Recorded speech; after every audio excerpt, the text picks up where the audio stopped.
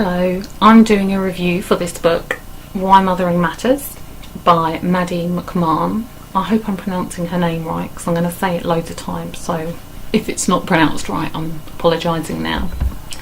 I'm going to come straight out and say that I didn't enjoy this book. I felt like it should really appeal to me, but it just didn't pull me in.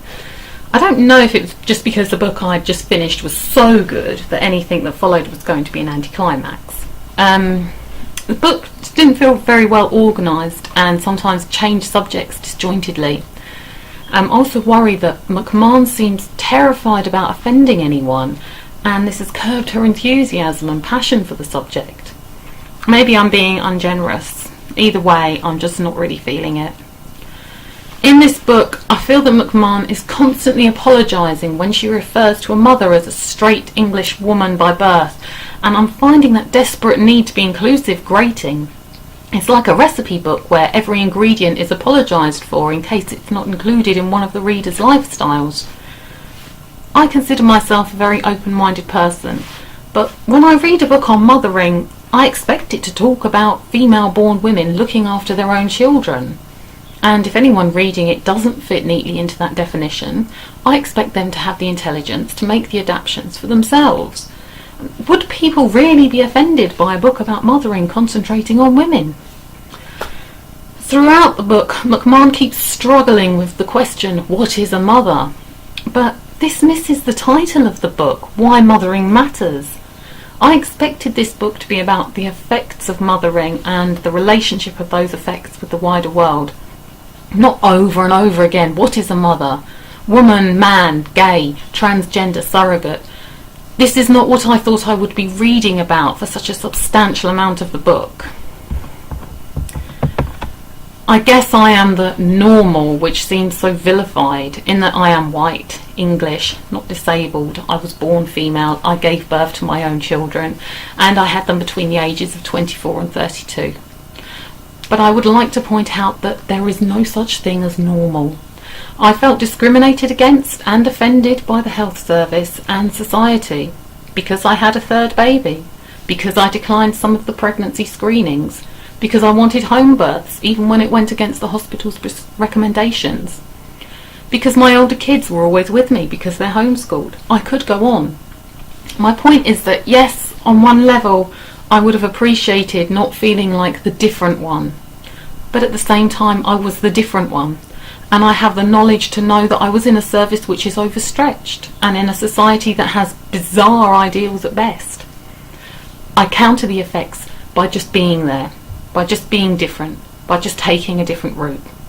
The best thing you can do for people who are different is not push and push for the right terminology or the right expected service, but to just teach them to love their differences and choices for themselves, and maybe to teach them to shout. I don't want to knock McMahon too much. She's obviously a well-experienced and knowledgeable woman, and I bet she makes a great doula. But I didn't feel inspired by her, and far from bringing people together, I felt that our differences were marked out as barriers. On a positive note, I think the Real People's excerpt saved the book. They were the only bits that seemed to be strong and have direction. They seemed a bit more fired up than McMahon was alone. There seemed to be endless complaining from McMahon about discrimination. Discrimination of women, men, and the many varied forms of roles and relationships they can have. Whilst I'm all for a good complaint, if you don't include proactive solutions other than the tepid, wouldn't it be lovely if, then it just feels like whining. This book made me feel like a victim.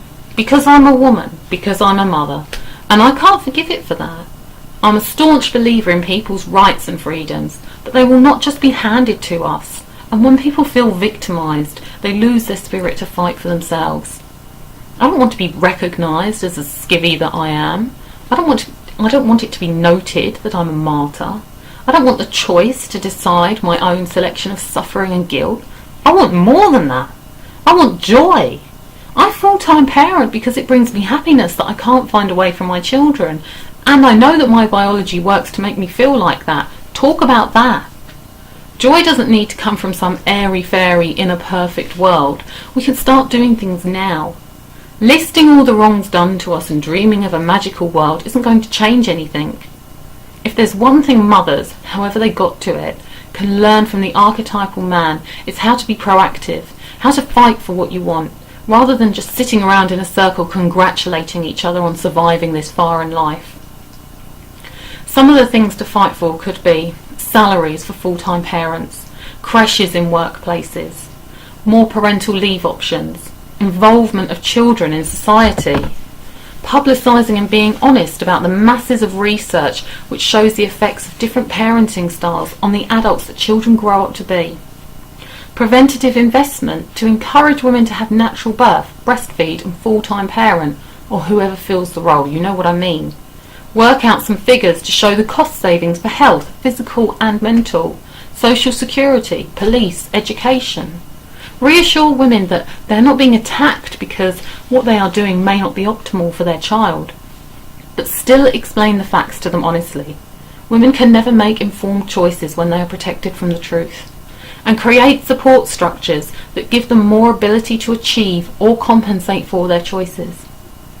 In a time when I think the value of mothering, from whatever standpoint it's done, is at an all-time low, when the science showing its value is at an all-time high, a book correlating these two areas is needed, and the time is ripe to show that actually mothers, use your common sense, should be rewarded and given a salary for their massive contributions to society. This book could have argued with authority for this. And again, I also strongly believe in the rights of women to work and pursue other ventures, if that's what they want to do. And a much higher standard of care should be expected for children when neither parent is taking a lead role. Mothering is just as important when both parents or the only parent works, or parents are separated. Science keeps on showing the massive effect of parenting on future adults, even when children are away from their parents a lot of the time. A children's parents fill a massive role in their creation of themselves, even when those parents are not around much or at all. So I would have liked to see more about why parents' involvement is so important, and how parents can maximise their time with their children and use it best, including if they're not with their children a lot. This book could have been so much more. For me, mothering means love and connection, a lesson and enlightenment, a responsibility for my actions and lifestyle. And rather than a labyrinth that cannot be escaped, I see it as a major part of my journey.